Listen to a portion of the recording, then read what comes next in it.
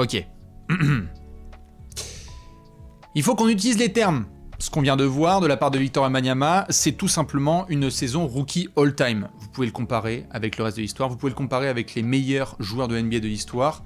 Parlons factuel, Wemby, Victor Wembanyama vient de nous proposer une saison all-time. L'idée, c'est d'en faire un peu un récapitulatif avec les gens qui sont ici, évidemment dans le chat, et avec vous qui regardez ce petit récap. Parce que oui, on s'est pris la Wemba Mania, la Wemby Mania, un petit peu dans la tête, et je voulais vous accompagner dans ce petit flashback, ce petit best-of de ce que Monsieur Wemby nous a proposé ces derniers mois. Ça y est, c'est officiel, depuis que notamment l'annonce est tombée de la part de notre cher Maxime Aubin, que vous pouvez retrouver chez l'équipe, ce samedi soir, on a appris que la saison de Victor Wembanyama était terminée pour la simple et bonne raison qu'il n'affrontera pas les Pistons ce dimanche soir. Comme il nous l'a dit, Victor Wembanyama ne jouera pas face à Détroit, a donc terminé sa première saison rookie avec les Spurs. Une saison extraordinaire, les mots ne suffisent pas pour essayer de définir ce que Wemby nous a proposé de mi-octobre à mi-avril, et j'ai même envie de dire de mi-juin à mi-avril. En l'espace de quasiment un an, on est passé par toutes les émotions possibles et imaginables, et donc on doit tout de suite commencer avec le factuel, le statistique. Pourquoi est-ce qu'on parle d'une des plus grandes saisons de tous les temps pour un rookie ? Eh bien tout simplement parce que Victor Wembanyama, cette saison, a joué 71 matchs sur 82. Ça veut dire que par rapport aux projections qu'on avait, il a été en super santé. Vous vous souvenez, beaucoup de projections qui étaient faites pour savoir s'il allait tenir physiquement, si la carcasse allait pouvoir endurer ce très exigeant calendrier NBA. Eh bien, 71 matchs joués sur 82, c'est exceptionnel, et surtout, la production que Victor Wembanyama a eu en moins de 30 minutes de jeu. Regardez-moi ça, 21,4 points de moyenne, 10,6 rebonds, 3,9 passes, 3,6 contres et 1,2 interceptions. C'est simple, à la fin de sa saison rookie, sa saison de découverte de la NBA, Victor Wembanyama est le meilleur contreur de la ligue. Et pas d'une petite marche, on parle d'un mec qui a quasiment 4 contres de moyenne sur sa première saison, sa saison d'adaptation. Alors évidemment, il y a eu tout un tas d'émotions par lesquelles on est passé. J'ai envie de dessiner une courbe comme cela, parce que la saison de Wemby, ça a été vraiment étape par étape, échelon par échelon. Souvenez-vous de ce qui s'est passé en octobre dernier, et justement on va pouvoir revenir sur ces différentes performances et comment la saison de Wemby a fini en trombe, a fini de manière ultra spectaculaire, avec un très probable trophée de rookie de l'année qui devrait tomber dans ses mains. Quand on se penche sur les statistiques de Wemby, vous pouvez aller voir notamment sur sa fiche personnelle, sur Basketball Référence, qu'il y a différents pics numériques extraordinaires. Je dis bien extraordinaires, pourquoi ? Parce que en termes de points, Victor Wembanyama a atteint la barre des 40. À plusieurs reprises, à plus de 10 reprises, on l'a vu dépasser la barre des 30 points sur un seul match. Lorsqu'on veut aller dans les rebonds, il a déjà tapé 2 fois la barre des 20 rebonds. Lorsque vous les dépasse, il a atteint la barre des 10 passes pour notamment faire un triple-double face aux Pistons, et il a plusieurs fois dépassé la barre des 5 passes décisives, ce qui prouve encore une fois sa polyvalence et sa belle lecture du jeu. En interception, il est même monté à plus de 5 évidemment interceptions pour réaliser du 5x5, c'est-à-dire 5 catégories statistiques positives avec 5 unités minimum, points, rebonds, passes, contre interception. Et en contre, alors là, vous pouvez y aller. Il y a eu 10 contres évidemment, mythiques face aux Raptors, mais combien de fois on l'a vu réaliser 7, 8 ou 9 contres ? C'est devenu un des meilleurs défenseurs de la planète dès sa saison rookie. Incroyable performance au pluriel proposée par Victor Wembanyama. Et pourtant, je vous invite à faire un petit pas en arrière. Nous étions en juin dernier, sur notamment différents médias américains, qui posaient la question suivante: est-ce que il était possible pour Victor Wembanyama d'être à la hauteur de la hype? C'était extraordinaire il y a un an. Souvenez-vous, on était en train de parler de Victor Wembanyama comme une des futures plus grandes légendes du jeu. Beaucoup de gens essayaient d'arrêter, de calmer, de dire hop, laissons-le quand même s'exprimer sur les parquets NBA. En effet, on va pas lui mettre tout de suite des comparaisons de fou furieux, mais on ne pouvait pas s'empêcher. Parce que ce qu'on voyait en championnat de France, avec les Metropolitans de Boulogne-Levallois, c'était hors du commun. Donc on avait notamment des papiers comme ça, qui nous disaient « Est-ce que ce serait possible pour Wemby d'avoir un niveau à la hauteur de sa hype ?» On avait des personnes comme Tracy McGrady qui disaient « Le pauvre, il y a beaucoup trop de hype autour de Wemby à 19 ans et que ça pourrait avoir un effet négatif sur sa carrière. » C'était pas une déclaration de hater, Tracy McGrady était une des légendes NBA qui disait « Attention, laissez-le juste prendre ses marques en NBA. On a comparé Wemby à l'arrivée à sa draft avec des légendes du jeu comme LeBron James, comme le niveau de hype de Zion Williamson. On a commencé à savoir, une fois qu'il a mis la casquette des Spurs, s'il allait être au niveau d'un Tim Duncan par exemple, ou d'un David Robinson. À peine avait-il mis un orteil sur le parquet NBA qu'on se demandait si Wemby allait justement être all-time. Eh bien, ce qui est fou avec Wemby, c'est qu'aujourd'hui, par rapport au soir de sa draft, il y avait des attentes extraordinaires, démesurées, et qu'il a été non seulement à la hauteur, mais quasiment meilleur. Combien de joueurs NBA on a vu être capable de dire « il est totalement à la hauteur de cette hype ».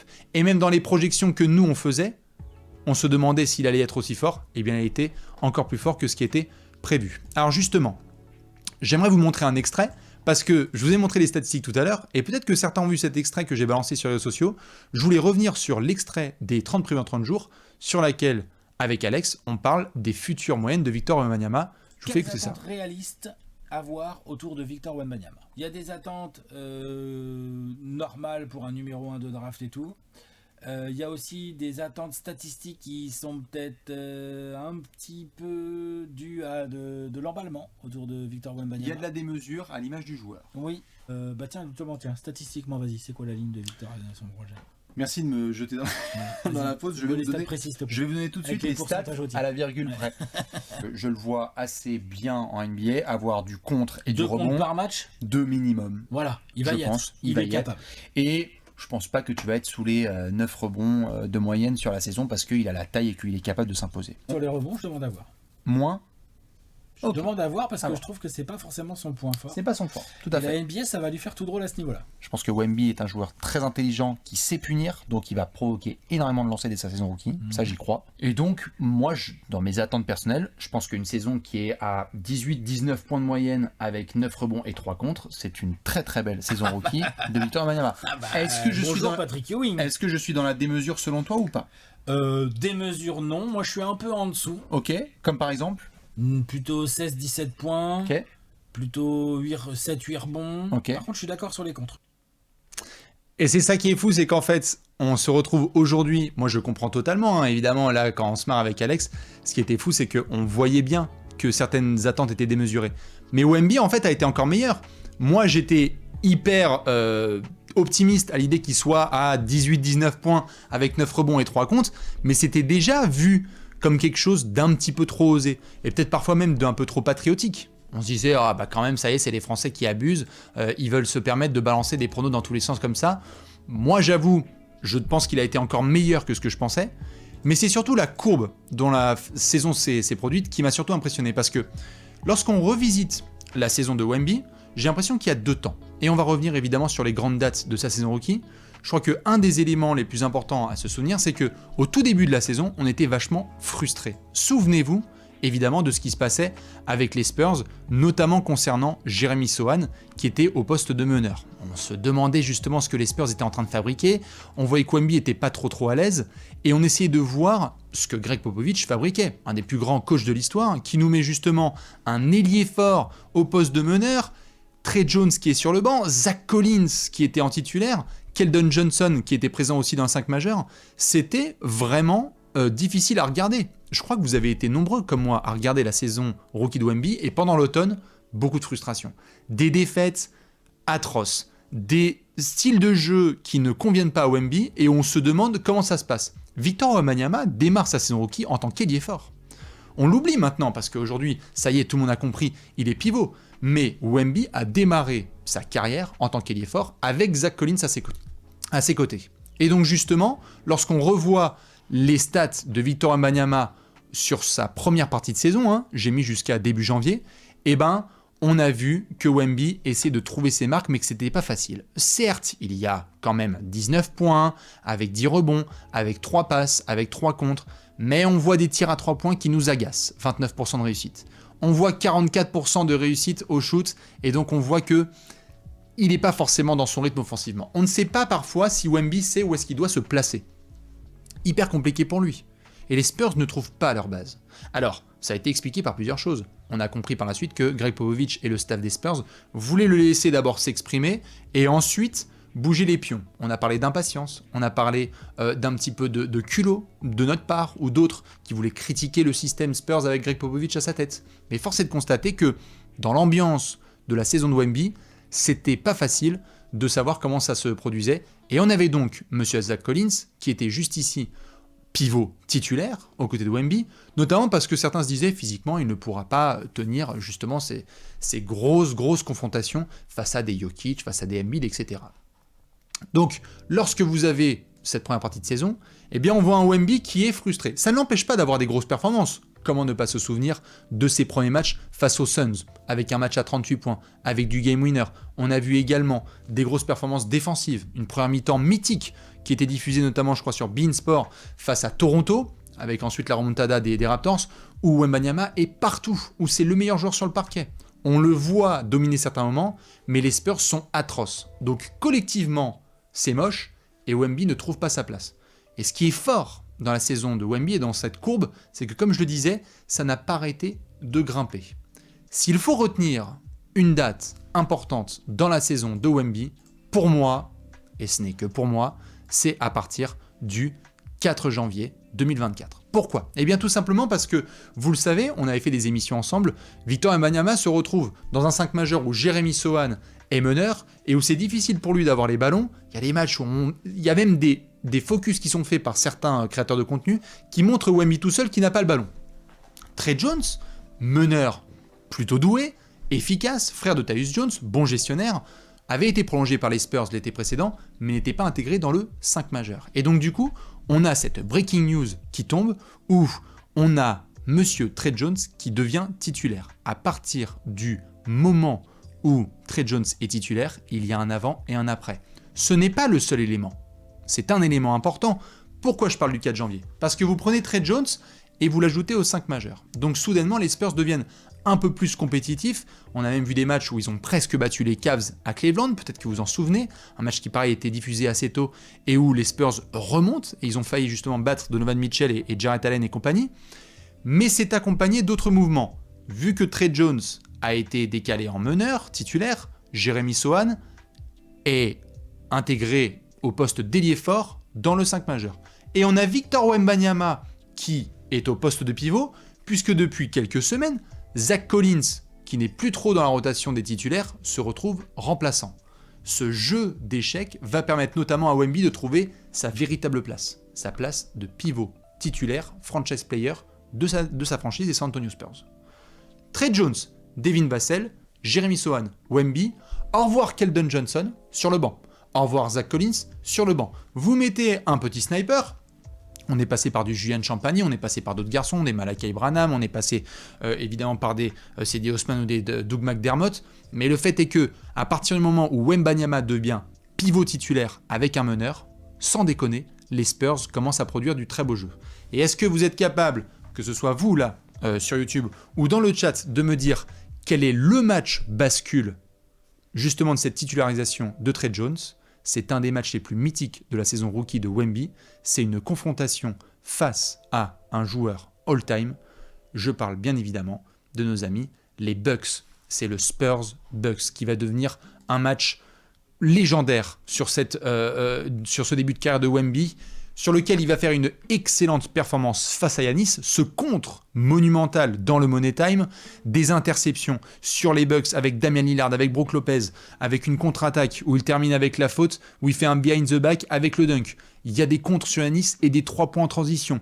Il y a des match-ups sur lesquels il défend tellement bien face à des vétérans, Lillard, Lopez, Giannis, des joueurs qui sont là depuis plus de 10 ans en NBA. Eh bien, on voit que là, Wemby passe une autre dimension. Et donc, lorsque vous avez ces changements, on a dit au revoir à Zach Collins, on a eu Tre Jones titulaire, qui rentre donc dans le 5 majeur, et donc Keldon Johnson, qui devient remplaçant. C'est là qu'on a cette rencontre, et que tout va basculer. Pourquoi ? Parce que, je vous montre un autre extrait, à partir du moment où ce match passe, on est dans une zone où notamment, il y a des votes pour le All-Star, et on sait que Wemby a envie de montrer qu'il fait partie des plus grands joueurs de la planète. Le problème, c'est que, au même moment, il est dans une bataille avec un autre garçon. Et vous le connaissez bien, c'est Monsieur Chet Holmgren. Monsieur Chet Holmgren, du Thunder, réalise un début de carrière exceptionnel, avec le Thunder qui cartonne. Donc, lorsque les votes tombent pour les awards de Rookie du mois, Qui est élu rookie du mois de décembre? Chet Holmgren. Ce qui a évidemment créé un véritable volcan pour Wemby. Et en sortie de ce match face aux Bucks, sur lequel notamment il fait une performance exceptionnelle et où il prend personnellement le fait de ne pas avoir été élu rookie du mois, il vient avec cette déclaration qui va tout changer. On écoute ça tout de suite. Rookie of the month for the West was announced today. All-Star voting came out today. Any of that tie into what we saw tonight? Of course, you know, I'm dedicated, and I know at the end of the game, at the end of the day, I'm gonna get what I deserve, and it's, you know, every game is a statement from now on. Every game is a statement from now on. Chaque match va être désormais une véritable déclaration à la planète basket, à la planète sportive, j'ai envie de vous dire. Nous sommes le 4 janvier, Wemby est pivot titulaire. Il vient de faire son meilleur match possible face aux Bucks de Giannis, il l'a contré à une hauteur inhumaine. Les Spurs ont tenu tête aux Bucks qui sont dans le top de l'Est alors que les Spurs sont mauvais. Trey Jones est en meneur titulaire et en effet, à partir de là, tout va changer. Puisqu'on a un meilleur collectif autour de Wemby, lui va commencer à encore mieux produire et on se retrouve très très vite devant le monstre qu'on va connaître par la suite. Pourquoi? Parce que je vous ai montré les stats de tout à l'heure et je vais vous les remettre sous les yeux tout de suite. Sur la première partie de saison, monsieur Victor Wembanyama, il est donc comme je disais à 19 points, 10 rebonds, 3 passes, 3 contres, mais à 44% au tir et 29% en 3 points. La deuxième partie de saison, à partir du 4 janvier, Victor Wembanyama, voici les stats. 23 points, 11 rebonds, 4 passes, 4 contres, 48% au tir, 34% à 3 points. Il devient tout simplement un des meilleurs joueurs de la planète. Alors certes, les résultats des Spurs ne sont pas extraordinaires, mais Wemby trouve son rythme. Et chaque soir devient une masterclass. On le voit dans différentes performances. Évidemment, ça commence par quoi? Ça commence par croiser la route de nos amis les Raptors. 27 points, 14 rebonds et 10 contres. Un triple-double comme rarement on l'a vu dans l'histoire de la NBA. Tout ça en moins de 30 minutes, messieurs, dames. Tout à fait, les minutes de Wemby sont très très faibles. 27 points, 14 rebonds et 10 comptes pour Wemby, c'est monumental. On va le voir jouer face aux Nets. Victoire des Spurs, 33 points, 15 rebonds, 7 contre, 7 passes. On n'est plus dans une discussion avec Chet Holmgren. Ça y est, soir après soir, la différence se fait. Et d'ailleurs, les deux vont s'affronter. Et même si le Thunder va collectivement être nettement meilleur que les Spurs, on va voir Wemby contrer Chet Holmgren, essayer de faire des gros efforts offensifs et défensifs et essayer de gagner. Wemby enchaîne les masterclass. Comment ne pas parler de ce match que vous avez certainement vu? 40 points et 20 rebonds face aux Knicks en étant patron du Money Time. Ça y est, Wemby devient une superstar.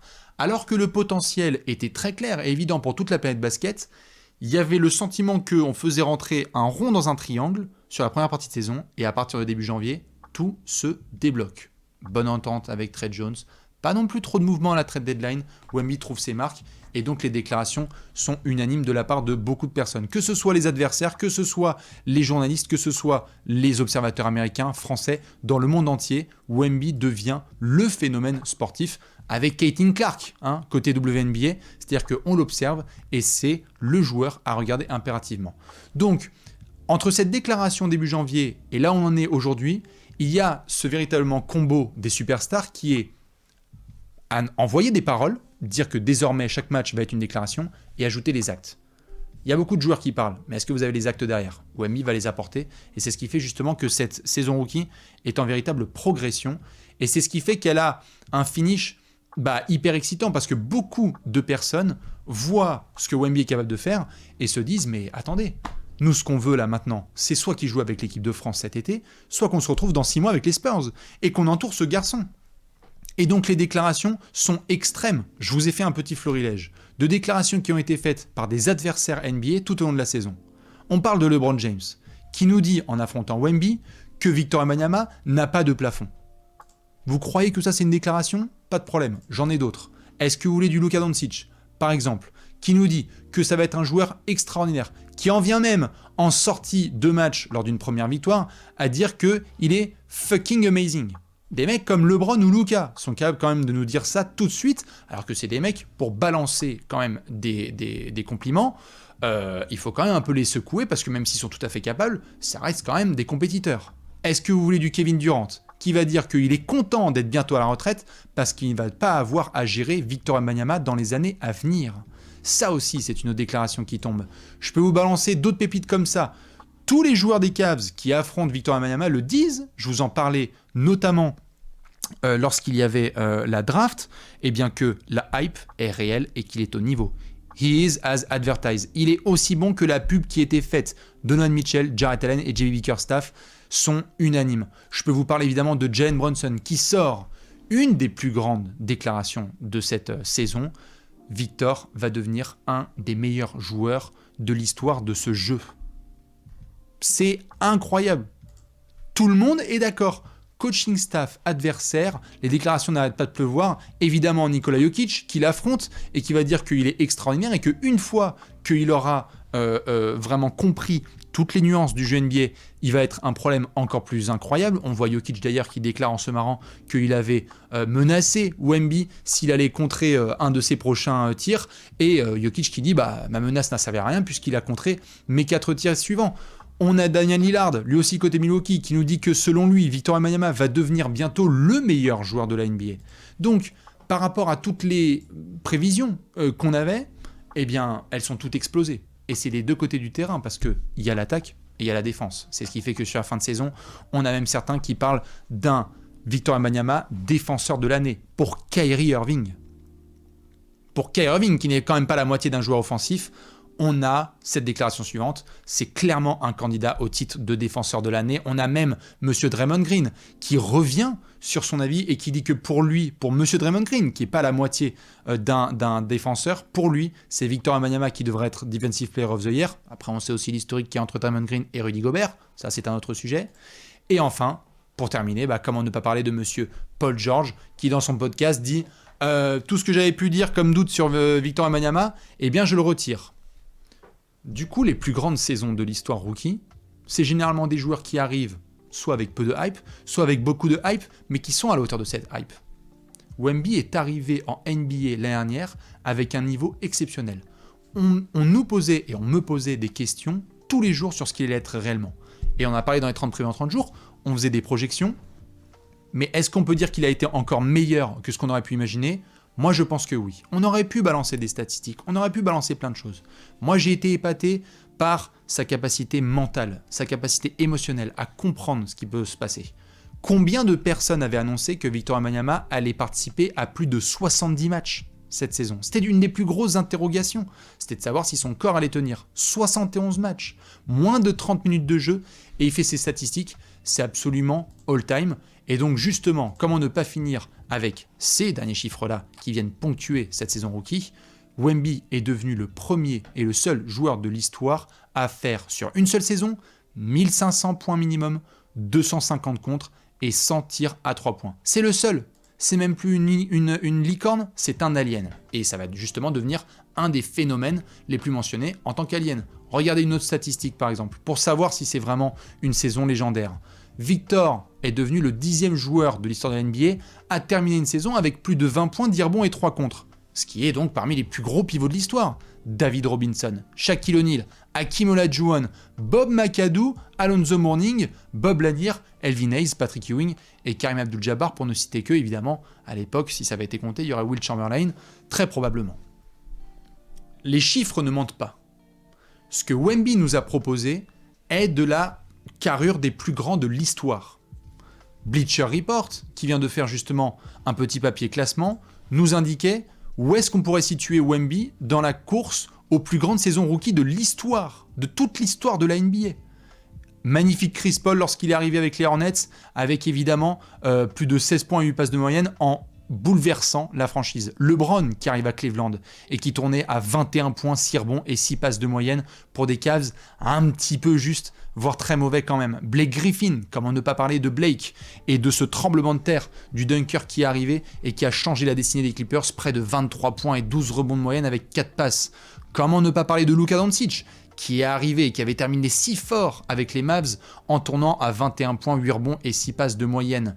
Comment ne pas parler de Magic, forcément, à la fin des années 70, début des années 80, qui non seulement va tourner à 18 points, 7 rebonds et 7 passes, mais va finir MVP des finales en remplaçant Kareem Abdul-Jabbar, blessé à la fin de cette série. Larry Bird, 21 points, 10 rebonds et 5 passes de moyenne. Est-ce que Wemby est plus fort que ça ?